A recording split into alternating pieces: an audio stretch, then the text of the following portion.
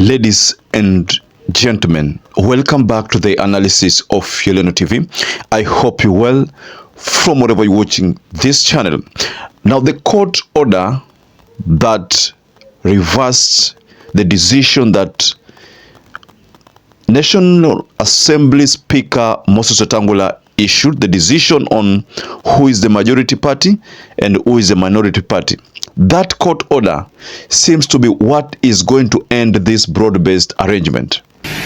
Establishing a broad-based government is just that, so that nobody has an excuse, nobody has a reason to impede the progress of our nation. Now, for those of you who are glued on the screen following the proceedings in Parliament, you will agree with me that this broad-based matter has ended.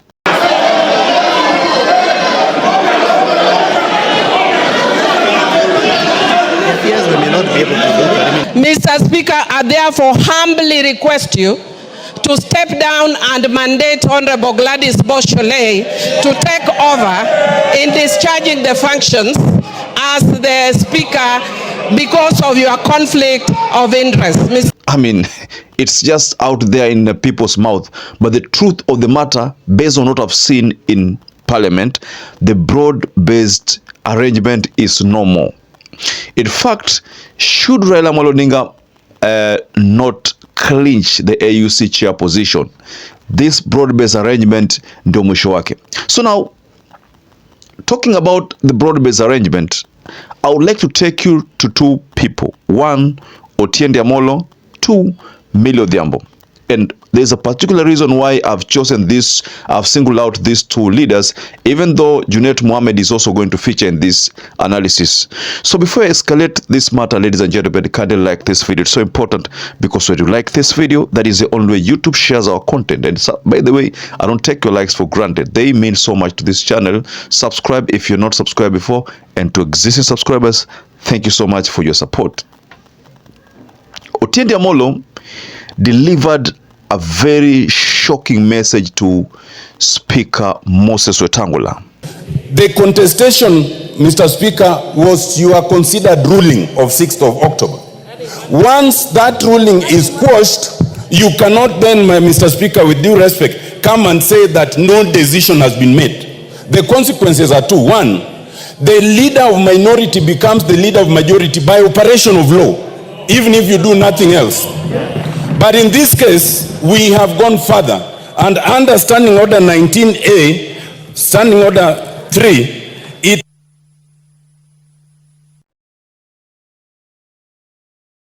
I'll add you 1 minute. 1 minute. Mr. Speaker, under 19A is very clear. The majority party whip shall communicate the name of the members elected under paragraph 1 to the Speaker in writing. And that was already done by the Honorable Millie Mabona. That settles that case. Mr. Speaker, the only way we can start debating whether this decision quashes and changes the position of majority and minority is if we want to practice impunity. Mr. Speaker, and I agree with your observations, it is not in this forum to question the reasoning in the judgment. That must be questioned elsewhere. The only issue is it the finding of the court? And it is. And if we are to be a country that practices the rule of law, let it be appealed. But until then, let it be implemented. Let the Honorable Junet Mohammed be the majority leader. And it does not matter whether you are in government or not, because we are not debating who's in government and who's not.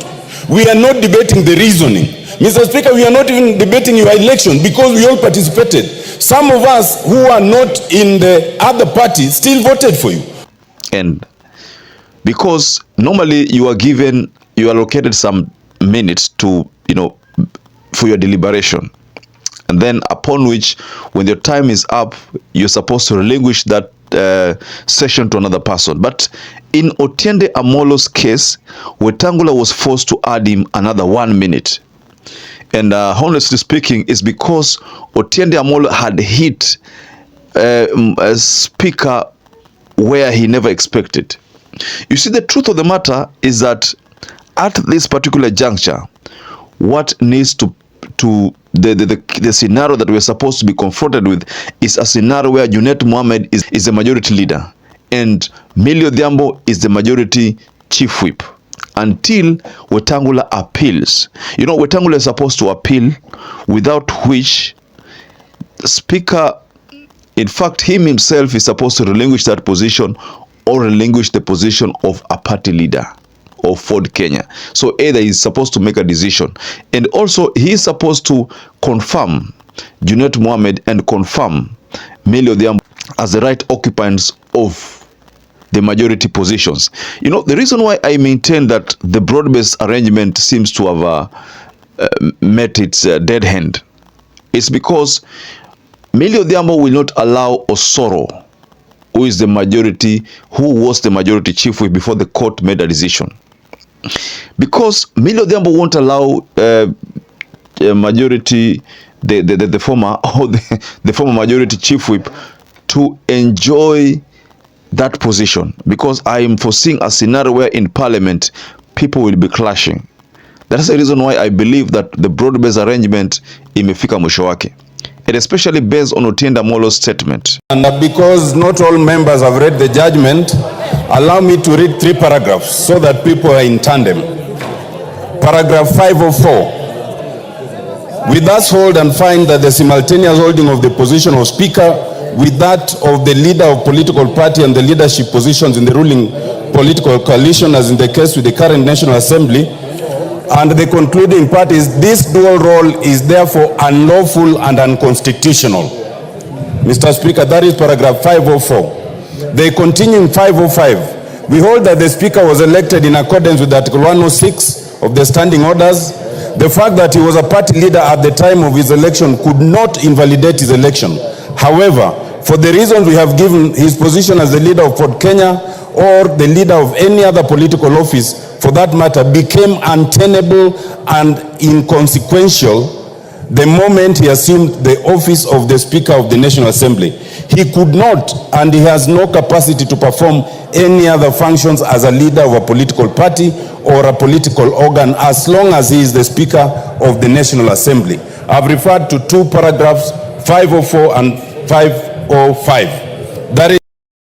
So the broad-based government has been handed a break by the courts. You know, someone was telling me that the decision by the court, hiyo decision imesaidia wa Kenya kwa sababu sasa court successfully, the court ishagonganisha faction of Azimio na faction of Kenya Kwanza, so everything is just falling in place venye watu walitaka. You see, right now this thing will continue, the struggle for someone to occupy the other position and the member of that other position to occupy this position. This fight will go on. It will not. It's not going to end. And I know Millie Odhiambo very well. Millie Odhiambo is a no-nonsense kind of leader, and I don't think she's going to let go. This is the right chance for her to occupy the majority chief whip position, one that Osoro has been occupying. But the courts have said Osoro has been occupying that position illegally. The same to Ichung'wah. So, looking at what happened during the parliament proceedings and what used to happen previously, you know, the relationship between Kimani Ichung'wah and Junet Mohammed ilikuwa imefika wakati you would think they are twins. Lakini saizi, especially after seeing what transpired in parliament, mimi naona kuna shida pale itatokea. Na hii shida ishajianika, imejiweka wazi na ladies and gentlemen, the courts have done Kenyans favor. I mean, this is what Kenyans wanted, a way to make sure that how watu wanakosana, you know, Azimio na Kenya Kwanza wanakosana. Sasa watakosania hizi positions za bunge, kwa sababu sasa utapata kwamba yule mtu kama speaker atataka kuside na Kenya Kwanza, lakini Kenya Kwanza saizi kwa bunge hawana watu pale wamegawanyika. Kuna wale watu ambao wana support Rigathi hawata side na kina Ichung'wah because wana machungu kabisa bado, kwa sababu kuna machungu hawata side na Ichung'wah. That is what I observe, ladies and gentlemen, from the proceedings of the parliament. So Perhaps if you're watching this video and you've not subscribed, take 1 second and subscribe, like this video. Until you catch up again, stay safe and stay blessed.